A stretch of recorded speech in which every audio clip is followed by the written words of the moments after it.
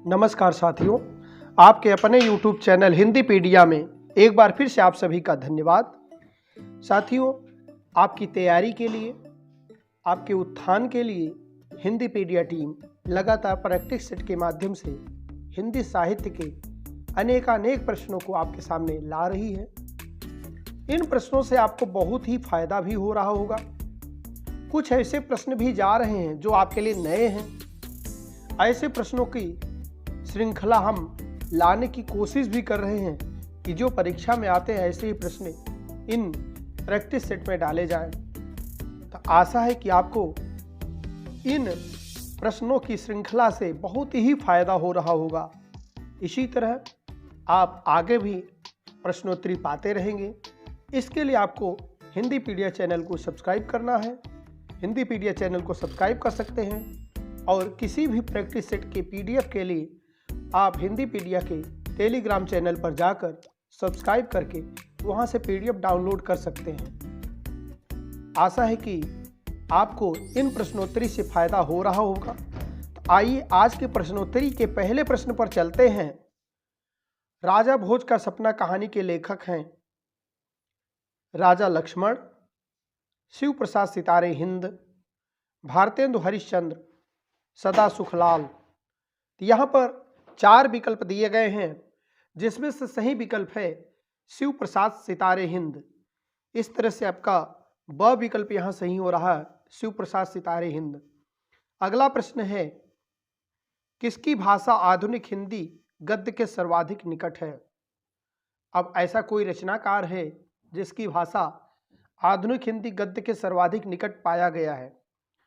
इंशाअल्लाह खां, John Gilchrist, मुल्ला वजही, पंडित सदा सुखलाल।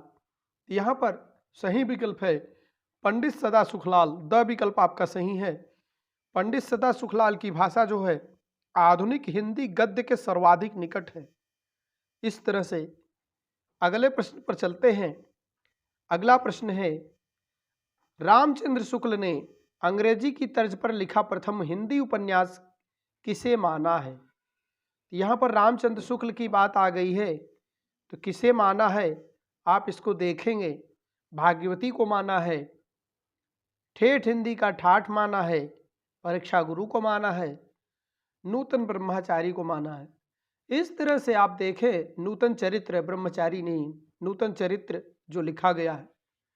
तो इस तरह से सही विकल्प आपका घ होगा, अर्थात यहाँ स लिखा गया है। स विकल्प आपका सही है, परीक्षा गुरु को उन्होंने माना है। अगला प्रश्न है, परीक्षा गुरु के लेखक हैं श्रद्धाराम फुल्लोरी, अयोध्या सिंह उपाध्याय हरिऔध, बालकृष्ण भट्ट, लाला श्रीनिवास दास। यहाँ पर परीक्षा गुरु जो है किसका है, किसने लिखा है? तो सही विकल्प आपका है लाला श्रीनिवास दास। द विकल्प आपका सही है। परीक्षा गुरु किसने लिखा? लाला श्रीनिवास दास ने लिखा। अगले प्रश्न पर चलते हैं। अगला प्रश्न है, परीक्षा गुरु प्रकाशित हुआ 1885 ईस्वी में, 1882 ईस्वी में, 1870 ईस्वी में, 1888 ईस्वी में। तो आपको पता होना चाहिए और शायद जानकारी भी है कि 1882 ईस्वी में परीक्षा गुरु का प्रकाशन हुआ है। तो आपका ब विकल्प सही हो रहा है। इसी तरह से अगले प्रश्न पर चलते हैं। अगला प्रश्न है, भाग्यवती उपन्यास के लेखक हैं श्रद्धाराम फुल्लोरी, श्रीनिवास दास, भारतेंदु, कार्तिक प्रसाद खत्री। तो इसका सही विकल्प होगा भाग्यवती उपन्यास जो लिखा है, लेखक हैं श्रद्धाराम फुल्लोरी जी हैं। अ विकल्प आपका सही हो जाएगा। अगले प्रश्न पर चलते हैं। अगला प्रश्न है, भाग्यवती उपन्यास छपा 1870 में, 1889 ईस्वी में, 1877 ईस्वी में और 1872 ईस्वी में। तो भाग्यवती जब छपा जो है 1877 ईस्वी सही माना जाता है। इस तरह से अगले प्रश्न पर चलते हैं। अगला प्रश्न है, पूर्ण प्रभा और चंद्र प्रभा उपन्यासों का अनुवाद किसने किया? राजा लक्ष्मण सिंह ने, बाल मुकुंद गुप्त ने, राधा कृष्ण दास ने, भारतेंदु हरिश्चंद्र ने। इस तरह से यहाँ देखें तो आपका द विकल्प सही हो रहा है। भारतेंदु हरिश्चंद्र ने पूर्व प्रकाश और चंद्र प्रभा उपन्यासों का अनुवाद किया है, तो द विकल्प आपका सही हो रहा है।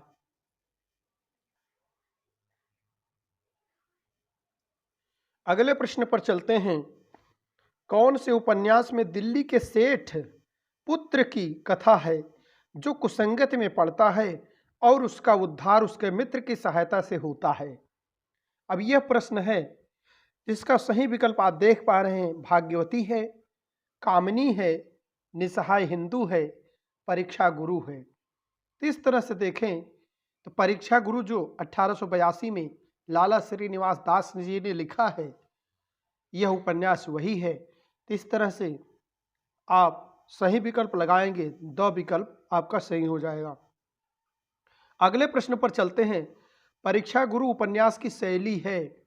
अब यहाँ परीक्षा गुरु उपन्यास की शैली पूछी जा रही है। समीक्षात्मक, उपदेशात्मक, विवरणात्मक, विवेचनात्मक। तो यहाँ पर परीक्षा गुरु की जो शैली है उपदेशात्मक है, तो आप स विकल्प सही कर सकते हैं, उपदेशात्मक। अगले प्रश्न पर चलते हैं। अगला प्रश्न है तिलस्म। तिलस्म और अय्यारी प्रधान उपन्यास है। रतिनाथ की चाची, काले कारनामे, चंद्रकांता, भूतनाथ। तो तिलस्म और अय्यारी से प्रधान जो उपन्यास है उसका नाम है चंद्रकांता। आपका स विकल्प सही हो जाएगा। अगले प्रश्न पर चलते हैं। अगला प्रश्न है चंद्रकांता और चंद्रकांता संतति के रचनाकार कौन हैं? यहाँ दोनों रचनाएं जो हैं इसके कौन रचनाकार हैं तो आपको पता होना चाहिए। देवकी नंदन खत्री जी हैं, जिनके उपन्यास को पढ़ने के लिए लोगों ने हिंदी सीखी और उस उपन्यास का नाम है चंद्रकांता संतति। इसको पढ़ने के लिए लोगों ने हिंदी सीखी, तो यहाँ नाम सही है देवकी नंदन खत्री। तो आप अ विकल्प सही कर सकते हैं। अगले प्रश्न पर चलते हैं। उपन्यास पत्रिका किसने लिखी? अब उपन्यास पत्रिका किसने लिखी है? किशोरीलाल गोस्वामी ने, राधा कृष्ण दास ने, राधा चरण गोस्वामी ने, गोपाल राम गहमरी ने। इस तरह से 4 विकल्प दिए गए हैं। तो यहाँ पर जो उपन्यास लिखा गया है आपको सही विकल्प लिखना है उपन्यास पत्रिका। उपन्यास पत्रिका किसने लिखी? तो उपन्यास जब आप देखेंगे तो उपन्यास पत्रिका किसने लिखी तो आपको सही विकल्प का पता चल जाएगा, उपन्यास पत्रिका किसने लिखी है। तो यहाँ पर सही विकल्प क्या होगा? किशोरीलाल गोस्वामी ने उपन्यास पत्रिका लिखी, निकाली है। किसने निकाली है? किशोरीलाल गोस्वामी जी ने। अगले प्रश्न पर चलते हैं। अगला प्रश्न आज का जो है, बंग विजेता और दुर्गेश नंदिनी उपन्यासकारों के उपन्यासों के रचनाकार कौन हैं? अब बंग विजेता और दुर्गेश नंदिनी 2 उपन्यास हैं, इसके रचनाकार पूछा जा रहा है। राधा चरण गोस्वामी, कार्तिक प्रसाद खत्री, गोपाल राम गहमरी, बाबू गदाधर सिंह। इस तरह से यहाँ देखें बंग विजेता और दुर्गेश नंदिनी लिखा है, जो बाबू गदाधर सिंह ने लिखा है। तो आपका द विकल्प सही हो जाएगा। आपका द विकल्प सही हो जाएगा। इसी तरह से अगले प्रश्न पर चलते हैं। इंदिरा व राधा रानी उपन्यासों की रचना है, रचना किसने की है? तो इंदिरा व राधा रानी उपन्यासों की रचना जो की है राधा रमण शर्मा, प्रताप नारायण मिश्र, बाबू गदाधर सिंह, बाल मुकुंद गुप्त। तो यहाँ पर सही विकल्प है प्रताप नारायण मिश्र। तो आपका ब विकल्प सही हो जाएगा, प्रताप नारायण मिश्र। इसी तरह से अगले प्रश्न पर चलते हैं। अगला प्रश्न है अधकिला फूल उपन्यास के रचनाकार कौन हैं? बालकृष्ण भट्ट, प्रताप नारायण मिश्र, किशोरीलाल गोस्वामी, अयोध्या सिंह उपाध्याय हरिऔध। यहाँ पर आपका कौन सा विकल्प सही होगा? अधकिला फूल उपन्यास के रचनाकार हैं अयोध्या सिंह उपाध्याय हरिऔध। आपका द विकल्प सही हो जाएगा। अगले प्रश्न पर चलते हैं। अगला प्रश्न है श्रद्धाराम फुलौरी कृत उपन्यास भाग्यवती किस प्रकार का उपन्यास है? अब भाग्यवती जो बताया गया है किस प्रकार का उपन्यास है? मनोवैज्ञानिक है, सांस्कृतिक है, राजनैतिक है, सामाजिक है। यहाँ पर आप देख पा रहे हैं यह उपन्यास सामाजिक उपन्यास है। यह उपन्यास सामाजिक उपन्यास है। इसी तरह से अगले प्रश्न पर चलते हैं। अगला प्रश्न है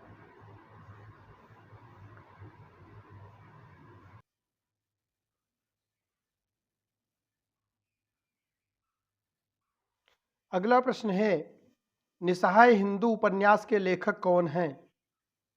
राधा कृष्ण दास, राधिका रमण प्रसाद सिंह, केशवरी लाल गोस्वामी, बालकृष्ण भट्ट। तो निसहाय हिंदू जब पूछा जाए तो निसहाय हिंदू उपन्यास के रचयिता हैं राधा कृष्ण दास। आपका अ विकल्प सही हो जाएगा, राधा कृष्ण दास। अगले प्रश्न पर चलते हैं। अगला प्रश्न है गुप्त गोदना व भूतनाथ उपन्यासों के लेखक हैं। गुप्त गोदना व भूतनाथ, ये दो उपन्यास दिए गए हैं। गोपाल राम गहमरी, नागार्जुन, देवकी नंदन खत्री, हरे कृष्ण जौहर। तो यहाँ पर गुप्त गोदना और भूतनाथ उपन्यास के उपन्यासकार हैं देवकी नंदन खत्री। तो आपको सविकल्प सही कर लेना है, देवकी नंदन खत्री। अगले प्रश्न पर चलते हैं। अगला प्रश्न है गहमरी जी की किस उपन्यास से प्रभावित थे? गहमरी जी किस उपन्यास से प्रभावित थे? अब यहाँ पर देख पा रहे हैं गहमरी जी किस उपन्यास से प्रभावित थे। डेविड स्टन से, आर्थर कारण डायल, रविन्द्रनाथ टैगोर, डेविड स्टालन। इस तरह से किससे जो है वह प्रभावित थे गहमरी जी? तो आप देख पा रहे हैं गहमरी जी आर्थर कानन डायल से प्रभावित थे। आर्थर कारण डायल से प्रभावित थे। इस तरह से ब विकल्प आपका सही हो जाएगा। अगले प्रश्न पर चलते हैं। अगला प्रश्न है हिंदी में श्रीमद् भागवत का स्वतंत्र अनुवाद अग्रलिखित में से किस कृति में हुआ है? भगवत सार में हुआ है, भगवत मुख में हुआ है, सुख सागर में हुआ है, श्री भगवती में हुआ है। इस तरह से यहाँ जो चार विकल्प दिए गए हैं, चार विकल्प में से एक विकल्प सही है जिसका विकल्प का चयन करना है। तो आपका सविकल्प सही हो जाएगा, सुख सागरी या सुख सागर कह सकते हैं। यहाँ टाइप मिस्टेक हो सकती है, सुख सागर है, सुख सागरी नहीं होगा। इसी तरह श्री भगवत है और श्री भगवती नहीं होगा। तो आप यहाँ पर इस बात का ध्यान रखेंगे, यहाँ सुख सागर आप नोट करेंगे। सुख सागर हर समय आप सुख सागर ही समझेंगे और भगवत ही समझेंगे। अगले प्रश्न पर चलते हैं। अगला प्रश्न है भगवत के दसम स्कंध के अनुवाद की कृति है। अब दसम स्कंद में अनुवाद की जो है कृति है कौन सी है? रतन सागर है, प्रेम सागर है, सुख सागर है, प्रेम सुख सागर है।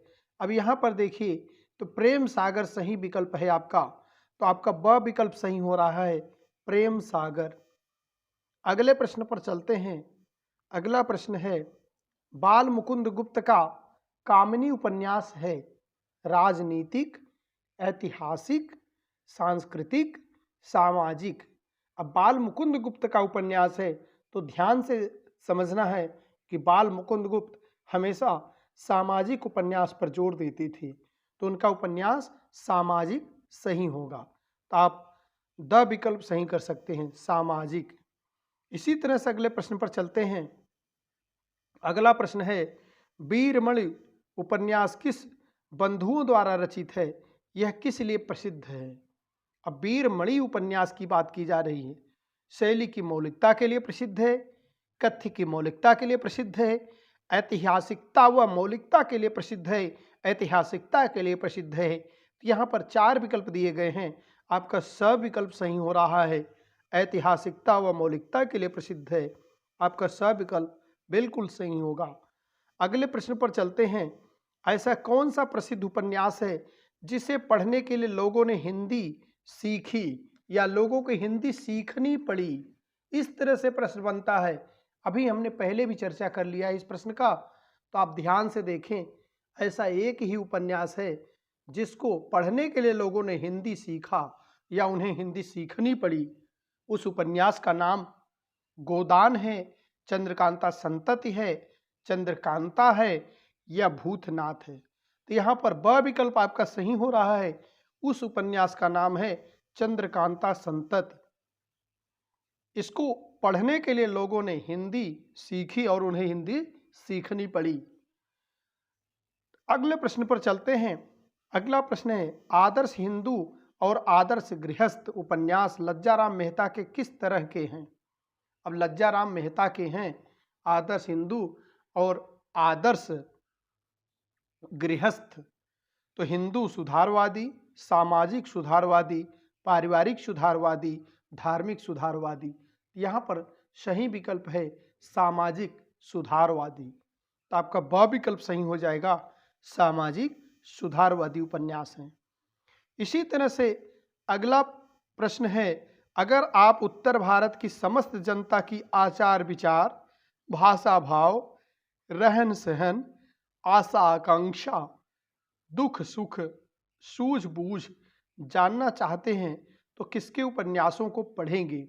यहाँ पर दिया गया है ये सभी बातें अगर आप जानना चाहते हैं तो किसके उपन्यासों को पढ़ेंगे? जैनेन्द्र के उपन्यास को, इलाचंद जोशी के उपन्यास को, प्रसाद के उपन्यास को, प्रेमचंद के उपन्यास को। तो यहाँ पर आपका सही विकल्प है द प्रेमचंद के उपन्यास को, क्योंकि कहा भी जाता है उपन्यास सम्राट प्रेमचंद लम्ही काशी वासी। तो उपन्यासों में सम्राट हैं, काशी में रहने वाले, काशीवासी, काशी में वास करने वाले, रहने वाले थे। तो उपन्यास सामाजिक, ऐतिहासिक, भाव विचार सभी विषयों का बहुत ही सजीवता से वर्णन किया है अपने उपन्यासों में। इसी तरह से अगले प्रश्न पर चलते हैं। प्रेमचंद ने किस तरह के उपन्यास लिखे? अब यहाँ प्रश्न आ गया, किस तरह के उपन्यास ज़्यादा लिखे? सामाजिक राजनीतिक, सांस्कृतिक ऐतिहासिक, सुधारवादी सामाजिक, आदर्शवादी सामाजिक। तो यहाँ पर सामाजिक और राजनीतिक उपन्यास प्रेमचंद ने ज़्यादा लिखी हैं। तो अ विकल्प सही हो जाएगा। अगले प्रश्न पर चलते हैं। अगला प्रश्न है, प्रेमचंद का प्रथम प्रौढ़ कलात्मक उपन्यास सेवा सदन किस समस्या पर लिखा गया? भारतीय किसानों की समस्या पर, भारतीय मजदूरों की समस्या पर, वेश्याओं की समस्या पर, योग और पुनर्जन्म की समस्या पर। तो यहाँ पर सही विकल्प आपका जो होगा वेश्याओं की समस्या पर लिखा गया सेवा सदन। तो वेश्याओं की समस्या पर लिखा गया सेवा सदन। इसी तरह से अगले प्रश्न पर चलते हैं। अगला प्रश्न होगा, प्रेमचंद का प्रेमाश्रम किस समस्या पर आधारित है? किसान समस्या पर, भूषण लालसा समस्या पर, श्रमिक समस्या पर, प्रेम विवाह पर। यहाँ पर सेवा सदन जो है लिखा गया है किसान समस्या पर, किसान समस्या पर। सेवा सदन किसान समस्या पर लिखा गया उपन्यास है। इसी तरह आज की प्रश्नोत्तरी यहीं समाप्त करते हुए आपको बताना चाहते हैं कि आज की प्रश्नोत्तरी में जो भी प्रश्न हैं परीक्षा के लिए बहुत ही महत्वपूर्ण हैं। एक बार पूरा वीडियो देखिए। पूरा वीडियो देखने के बाद आप कमेंट करके हमें बता सकते हैं कि प्रश्नोत्तरी के प्रश्न आपको कैसे लगे। यदि कुछ और प्रश्नों को शामिल करना चाहते हैं, कुछ भी बताना चाहते हैं, तो कमेंट करके हमें बता सकते हैं। आज के लिए इतना ही। धन्यवाद। जय हिंद, जय भारत।